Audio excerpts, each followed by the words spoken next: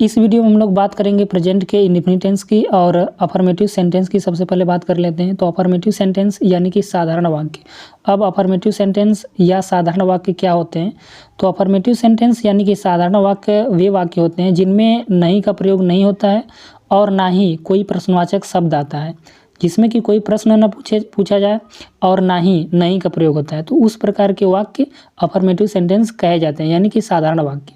तो चलिए देखते हैं प्रेजेंट का इंडेफिनिट टेंस। पहले हम लोग अफर्मेटिव सेंटेंस देखेंगे, यानी कि साधारण वाक्य। तो हम लोगों का पहला सेंटेंस है, मैं दिल्ली में रहता हूँ। रहता हूँ कौन सा टेंस हो रहा है? रहता हूँ।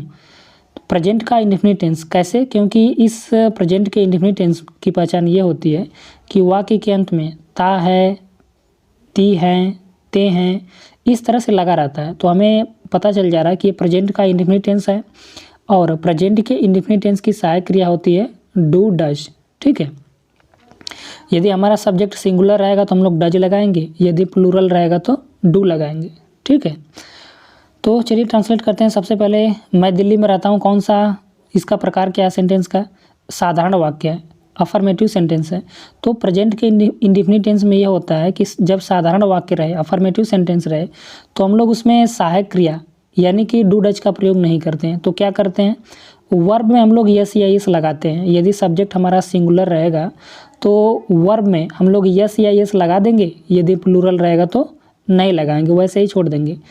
तो सब्जेक्ट हमारा क्या है? मैं, यानी कि आई, और आई प्रेजेंट के इंडेफिनिट टेंस में प्लूरल माना जाता है।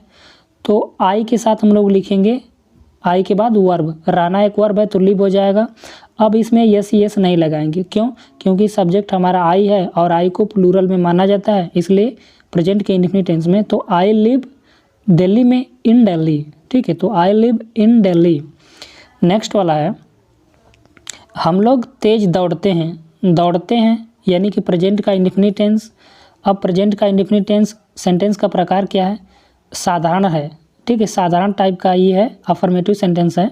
तो अफर्मेटिव सेंटेंस है तो इसमें हम लोग डू डज का प्रयोग नहीं करेंगे, यानी कि हेल्पिंग वर्ब का प्रयोग नहीं करेंगे। ठीक है, चलिए बनाते हैं। सबसे पहले हम लोग यानी कि वी, उसके बाद हम वर्ब लिखेंगे। वर्ब क्या है? दौड़ना, क्रिया दौड़ना। तो वी रन। अब हम लोग रन में यस यस नहीं लगाएंगे क्योंकि हमारा सब्जेक्ट प्लूरल है, इसलिए हम लोग इसको ऐसे ही छोड़ देंगे, वी रन। उसके बाद तेज के लिए fast, we run fast. Next है, बच्चे खेलते हैं। तो खेलते हैं ये भी साधारण वाक्य अफर्मेटिव सेंटेंस है, क्योंकि इसमें नहीं का प्रयोग नहीं किया गया है और ना ही प्रश्न पूछा जा रहा है, तो ये साधारण वाक्य है। अब जब साधारण वाला वाक्य है तो हम लोग क्या करेंगे? सबसे पहले सब्जेक्ट लिखेंगे बच्चे, यानी कि चिल्ड्रेन। अब बच्चे तो बहुवचन है, सब्जेक्ट हमारा प्लूरल है, तो हम लोग क्या करेंगे? वर्ब में यस यस नहीं लगाएंगे, सिंपली लिख देंगे चिल्ड्रेन प्ले। नेक्स्ट है, लड़कियां बात करती हैं। तो बात करती हैं, ती हैं, यानी कि प्रेजेंट इंडेफिनिट टेंस, और ये साधारण वाक्य है यानी कि अफर्मेटिव सेंटेंस है, तो इसमें भी हम लोग डू डज का प्रयोग नहीं करेंगे। ठीक है, इसका देखिए स्ट्रक्चर ये होता है अफर्मेटिव सेंटेंस का, प्रेजेंट के इंडेफिनिट टेंस का, कि हम लोग सबसे पहले सब्जेक्ट लिखते हैं, उसके बाद वर्ब लिखते हैं। यदि हमारा सब्जेक्ट सिंगुलर रहेगा तो वर्ब में यस यस लगा देंगे, यदि प्लूरल रहेगा सब्जेक्ट तो नहीं लगाएंगे, वैसे ही छोड़ देंगे। उसके बाद क्या करेंगे? ऑब्जेक्ट लिख के अदर वर्ड लिख देंगे। तो लड़कियाँ बात करती हैं, यानी कि लड़कियां सब्जेक्ट हमारा। यदि आपको नहीं समझ में आ रहा कि सब्जेक्ट कौन सा है तो कौन लगा के आप प्रश्न पूछिए, कौन बात करती हैं? लड़कियां। हमें आंसर मिलेगा कि लड़कियां। तो लड़कियां हमारा सब्जेक्ट हो जाएगा, हम लोग लिख लेंगे गर्ल्स, गर्ल्स। उसके बाद वर्ब, तो बात करना एक वर्ब है, टाक, गर्ल्स टाक। अब टाक में यस यस नहीं लगेगा, क्यों? क्योंकि सब्जेक्ट हमारा प्लूरल है, इसलिए हम लोग इसको इसी तरह से छोड़ देंगे, गर्ल्स टाक। अब आगे देखते हैं। आगे हम लोग बात करेंगे अब निगेटिव सेंटेंस की। निगेटिव में किस प्रकार का रहता है, किस तरह से बनता है, चलिए देख लेते हैं। तो निगेटिव का स्ट्रक्चर ये होता है कि हम लोग सबसे पहले सब्जेक्ट लिखते हैं। ठीक है, सबसे पहले हम लोग सब्जेक्ट लिखेंगे, उसके बाद डू नॉट या फिर डज नॉट। यदि हमारा सब्जेक्ट सिंगुलर रहेगा, एक वचन रहेगा, जब एक व्यक्ति की बात होगी तो हम लोग डज नॉट लिख देंगे। यदि हमारा सब्जेक्ट प्लूरल रहेगा, बहुत से व्यक्तियों की बात होगी, एक से अधिक व्यक्तियों की बात होगी, तो हम लोग लिखेंगे डू नॉट। ठीक है, सब्जेक्ट के बाद डू नॉट लिख देंगे। उसके बाद क्या करेंगे? वर्ब लिखेंगे, वो भी हमेशा फर्स्ट फॉर्म में लिखेंगे। उसके बाद ऑब्जेक्ट लिखेंगे, अदर वर्ड रहेगा तो वो भी लिख देंगे। चलिए बनाते हैं। सबसे पहला हमारा पहला सेंटेंस है, तुम बाजार नहीं जाते हो। जाते हो यानी कि प्रेजेंट का इंडेफिनिट टेंस। अब इसमें सेंटेंस का प्रकार क्या है, तो इसमें नहीं आपको दिख रहा है यानी कि निगेटिव सेंटेंस है, नकारात्मक वाक्य है। तो हम लोग क्या करेंगे इसमें, अब तो हम लोग हेल्पिंग वर्ब का प्रयोग करेंगे ना। देखिए क्या होता है कि साधारण वाले वाक्य में, प्रेजेंट के इंडेफिनिट टेंस में साधारण वाले वाक्यों में हम लोग हेल्पिंग वर्ब का प्रयोग नहीं करते हैं, लेकिन जब नकारात्मक हो जाए, प्रश्नवाचक हो जाए, तो हम लोग हेल्पिंग वर्ब डू डज का प्रयोग करेंगे। ठीक है, जैसा कि मैंने आपको बताया कि इसका स्ट्रक्चर होता है, सबसे पहले आप सब्जेक्ट लिखेंगे, उसके बाद डू नॉट या फिर डज नॉट, इसमें से कोई एक लिखेंगे, उसके बाद वर्ब लिखेंगे वो भी फर्स्ट फॉर्म में, और उसके बाद ऑब्जेक्ट अदर वर्ड रहेगा तो वो भी लिख देंगे। चलिए बनाते हैं। सबसे पहले आप सब्जेक्ट लिखिएगा, तुम यानी कि यू। अब यू को प्लूरल माना जाता है प्रेजेंट के इंडेफिनिट टेंस में, तो इसके लिए हम लोग लिख देंगे do not, you do not. उसके बाद वर्ब क्या है, जाना यानी कि गो, और ये हमेशा वर्ब की फर्स्ट फॉर्म रहेगी। ठीक है, क्योंकि हमने हेल्पिंग वर्ब लगा लिया इसलिए हम लोग इसकी फर्स्ट फॉर्म लिखते हैं। तो यू डू नॉट गो, अब बाजार है तो टू मार्केट कर दीजिए, you do not go to market. अब ये सही है। नेक्स्ट है, वह दूध नहीं पीता है, पीता है प्रेजेंट इंडेफिनिट टेंस, और ये प्रकार क्या है, सेंटेंस का प्रकार किस प्रकार का है, तो नहीं आपको दिख रहा है यानी कि निगेटिव सेंटेंस है, नकारात्मक वाक्य है। तो इसमें हम लोग किस तरह से बनाएंगे, हेल्पिंग वर्ब इसमें प्रयोग करेंगे। चलिए बनाते हैं। नेगेटिव वाक्य का स्ट्रक्चर क्या होता है कि सबसे पहले हम लोग सब्जेक्ट लिखेंगे, उसके बाद डू नॉट या फिर डज नॉट, इसमें से कोई एक लिखेंगे, और उसके बाद वर्ब की फर्स्ट फॉर्म लिखेंगे, उसके बाद ऑब्जेक्ट अदर वर्ड रहेगा तो वो भी लिख देंगे। तो वह दूध नहीं पीता है, सब्जेक्ट हमारा वह है तो हमने ही लिख लिया। अब उसके बाद डू नॉट लिखेंगे या फिर डज नॉट लिखेंगे, डज नॉट लिखेंगे क्योंकि हमारा सब्जेक्ट सिंगुलर है, एक व्यक्ति की बात की जा रही है। तो ही डज नॉट, उसके बाद वर्ब क्या है, पीना, ड्रिंक। अब ये फर्स्ट फॉर्म में रहेगा क्योंकि हम लोगों ने क्या किया है कि हेल्पिंग वर्ब का प्रयोग कर लिया है, इसलिए हमारा जो वर्ब है, क्रिया है, फर्स्ट फॉर्म में रहेगी। ही डज नॉट ड्रिंक, उसके बाद मिल्क। ठीक है, मिल्क हमारा ऑब्जेक्ट है। यदि आपको ऑब्जेक्ट नहीं समझ में आ रहा तो आप बोलिए क्या लगा करके प्रश्न पूछिए सेंटेंस से, वह क्या नहीं पीता है, तो आपको आंसर मिलेगा कि दूध, तो दूध हमारा ऑब्जेक्ट हो जाएगा, milk. He does not drink milk. Next है, खिलाड़ी आराम नहीं करते हैं, करते हैं प्रेजेंट इंडेफिनिट टेंस। अब प्रकार क्या है, नहीं, नहीं आपको दिख रहा है यानी कि निगेटिव सेंटेंस है, नकारात्मक वाक्य है। तो बनाइए, किस प्रकार से बनाएंगे, सबसे पहले आप सब्जेक्ट लिखेंगे खिलाड़ी यानी कि प्लेयर्स। देखिए बहुत से प्लेयरों की बात की जा रही है, खिलाड़ी आराम नहीं करते हैं, तो प्लेयर्स यानी कि बहुत से खिलाड़ियों की बात की जा रही है, तो हम लोग लिखेंगे प्लेयर्स।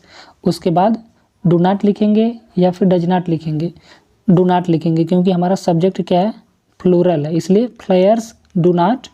उसके बाद वर्ब, तो आराम करना यानी कि टेक रेस्ट, ये फर्स्ट फॉर्म में रहेगा क्योंकि हमने सहायक क्रिया ऑलरेडी यूज कर ली है, इसलिए players do not take rest. अब हम लोग बात करेंगे इंट्रोगेटिव सेंटेंस की। हमने अफर्मेटिव सेंटेंस देख लिया, निगेटिव सेंटेंस देख लिया, अब हम लोग इंट्रोगेटिव सेंटेंस की बात करेंगे, इसका स्ट्रक्चर क्या होता है, किस प्रकार से बनता है। तो अब देखिए इंट्रोगेटिव सेंटेंस होते क्या हैं, जिसमें प्रश्नवाचक शब्द का प्रयोग हो। ठीक है, जिस सेंटेंस से प्रश्न पूछा जाए वे इंट्रोगेटिव सेंटेंस कहलाते हैं, प्रश्नवाचक वाक्य कहलाते हैं। जैसे कि देखते हैं, क्या तुम मुझे जानते हो, इसमें देखिए प्रश्न पूछा जा रहा है, क्या तुम मुझे जानते हो। अब प्रश्नवाचक शब्द, प्रश्नवाचक वाक्य भी दो प्रकार के होते हैं। कौन कौन से, एक तो वे वाक्य होते हैं जिनमें प्रश्नवाचक शब्द वाक्य के शुरू में आता है, जिनकी शुरुआत क्या से होती है। तो जब इस प्रकार के सेंटेंस को हम लोग बोलते हैं, जब क्या से शुरुआत होगी, तो इस प्रकार के वाक्यों को हम लोग बोलते हैं यस नो टाइप। ठीक है, और जब प्रश्नवाचक शब्द वाक्य के बीच में रहता है तो हम लोग उसको बोलते हैं WH टाइप। ठीक है, तो यहाँ पे देखिए क्या हो रहा, क्या तुम मुझे जानते हो प्रश्नवाचक शब्द वाक्य में पहले आया है या फिर वाक्य की शुरुआत क्या से हुई है, और जब वाक्य की शुरुआत क्या से होती है तो ये यस नो टाइप वाला होता है। और इसका स्ट्रक्चर क्या होता है, तो इसको हम लोग बनाते हैं, सबसे पहले हम लोग हेल्पिंग वर्ब लिखते हैं। ठीक है, जब कभी भी वाक्य की शुरुआत क्या से होगी, किसी भी सेंटेंस की बात हो, किसी भी टेंस की बात हो, तो हम लोग हेल्पिंग वर्ब को सबसे पहले लिखेंगे। चलिए बनाते हैं, किस प्रकार से बनाएंगे।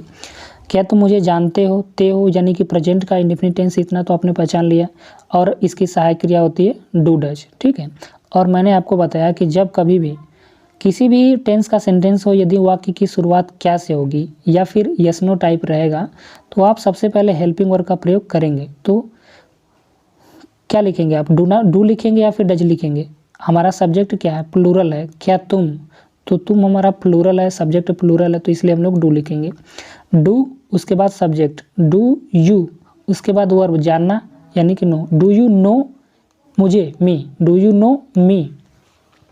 और मैंने आपको बताया कि हमेशा जब हेल्पिंग वर्ब का प्रयोग हो जाएगा तो हम लोग वर्ब की फर्स्ट फॉर्म लिखेंगे। यहाँ पे देखिए जानना के लिए हमने नो लिखा है, फर्स्ट फॉर्म लिखा है डू यू नो मी, ठीक है।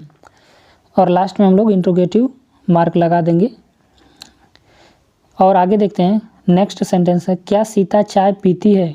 क्या सीता चाय पीती है? पीती है यानी कि प्रेजेंट का इंडेफिनिट टेंस। अब देखिए वाक्य किस प्रकार का है, प्रश्नवाचक शब्द वाक्य के शुरू में आया है या फिर वाक्य की शुरुआत क्या से हो रही है, तो यस नो टाइप का है। तो अब जब यस नो टाइप का रहता है या फिर वाक्य की शुरुआत क्या से होती है, तो हम लोग क्या करते हैं, सबसे पहले हेल्पिंग वर्ब को लिखते हैं। तो हेल्पिंग वर्ब क्या लिखेंगे, डू लिखेंगे या डज लिखेंगे? सब्जेक्ट के अकॉर्डिंग लिखेंगे ना। तो सब्जेक्ट हमारा सीता, एक ही व्यक्ति की बात की जा रही है, तो हम लोग क्या लिखेंगे, डज लिखेंगे। डज उसके बाद Sita, subject Sita, does Sita, verb क्या है, पीना, take. Does Sita take, verb sorry object tea, does Sita take tea. इस तरह से बन जाएगा। अब नेक्स्ट वाला देखते हैं।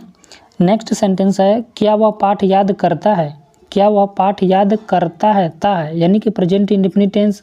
और सहायक क्रिया आप जानते हैं हेल्पिंग वर्ब डू डज होती है। और वाक्य की शुरुआत क्या से हो रही है, यस नो टाइप है। और जब वाक्य की शुरुआत क्या से होती है, यस नो टाइप का रहता है, तो हम लोग किसी भी टेंस की बात हो हेल्पिंग वर्ब को सबसे पहले करते हैं। और वो भी किसके अकॉर्डिंग, सब्जेक्ट के अकॉर्डिंग। सब्जेक्ट हमारा हुआ है, एक व्यक्ति है, एक व्यक्ति की बात हो रही है, एक क्वेश्चन है, सिंगुलर है, तो हम लोग डज लिख देंगे।